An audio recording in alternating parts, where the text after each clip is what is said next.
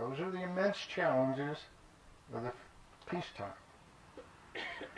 I fervently hope that we soon pay more attention to what unites us than to what can be manipulated, usually for profit, to divide us.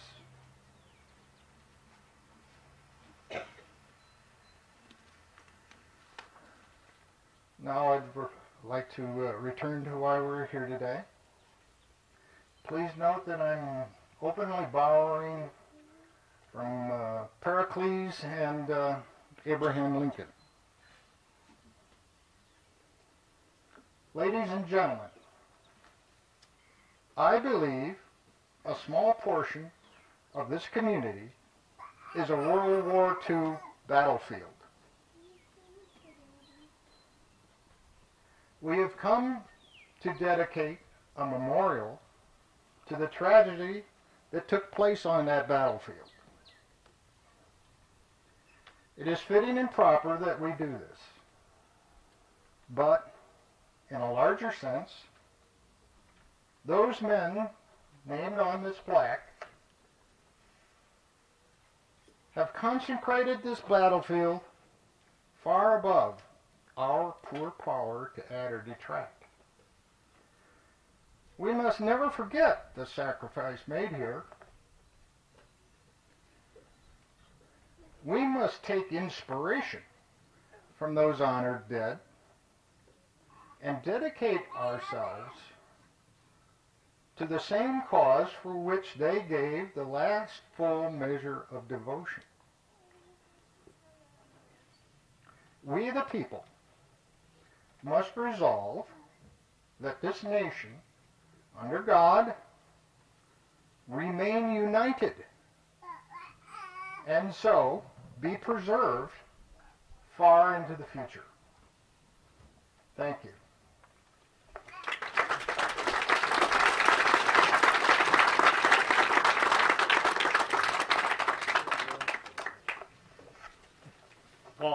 Paul, if I can get you to come up here, we have a mock picture here, a memorial for you to unveil. I want everybody to see that. Okay, here we go. If I have another round of applause.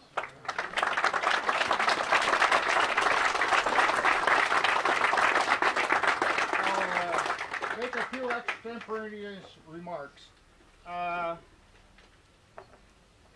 I've always been, thank you. I've always been interested in aviation and history and what. This was in the local lore, the history of the community. I started researching this incident, and what moved me to realize that something had to be done was when I found that Marion was present at that day, and that gracefully and thankfully she's still with us. So from then on, I just moved ahead, and the Historical Society has greatly taken up the ball. I'll read the monument in case anyone, and these were words popped out of my mind, and thankfully they popped out in like 15 minutes. On July 15th, 1944, an Army Air Force B-29 bomber, piloted by Blockville native Lieutenant Levine Nelson, fell from the sky 200 yards from this monument. The aircraft and the crew were en route to the European theater of World War II. 6 of the 9 crew members, including Lieutenant Nelson, perished in the inferno. Let us remember all of our sons and daughters who have sacrificed for our freedom. And I'll read the names of the crew. Corporal Cleo J. Booty, casualty. Sergeant Arthur L. Brown, Sergeant James W. Caldwell Jr. survived. Second Lieutenant John Jerzak, casualty. Corporal Philip J. Marks survived. Corporal Philip J. Marks survived. Corporal Louis R. Moldovan survived. Second Lieutenant Levine S. Nelson, casualty. Second Lieutenant Vernon E. Splits, casualty.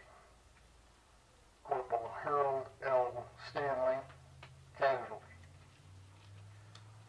I thank all those gentlemen. Thank you.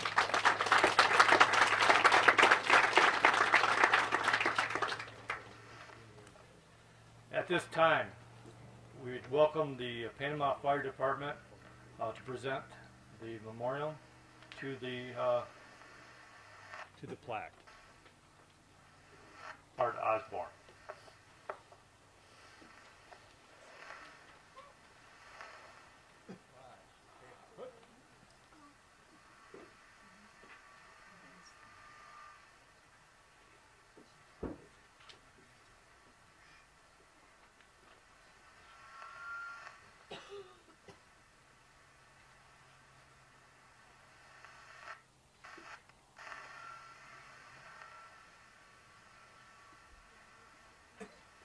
Now the Vietnam Veteran Color Guard to present taps and salute. Fire and squad. Ready, arm. Aim. Fire. Aim. Fire. Aim. Fire. Reset. Fire.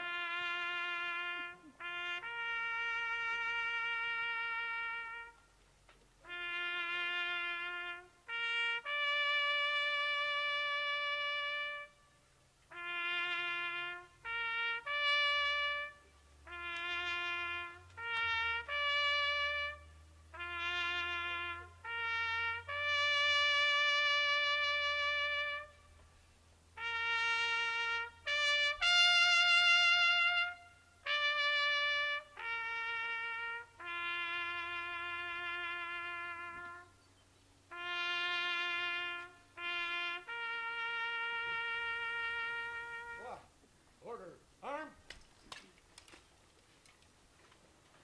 All out. Pick up your breath.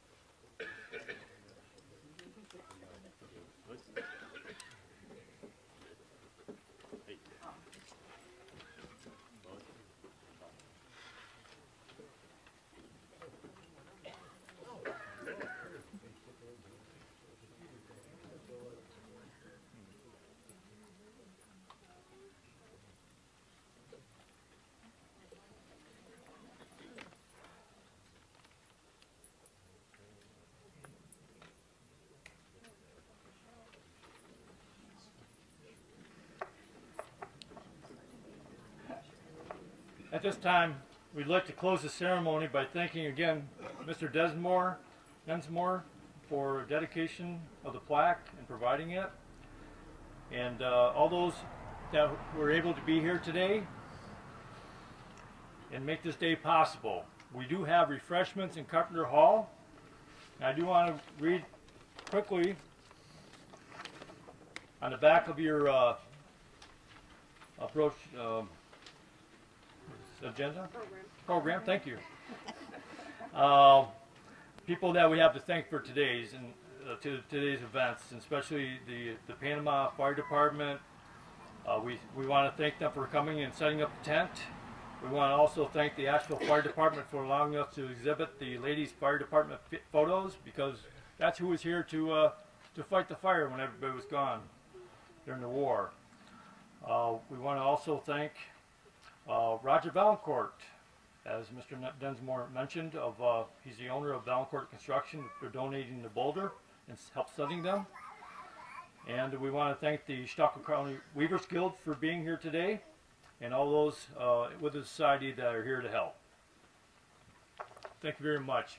I want to also acknowledge by the way, that Second Lieutenant Nelson's family is here, and we certainly appreciate his widow to be with us today. Marion, thank you very much.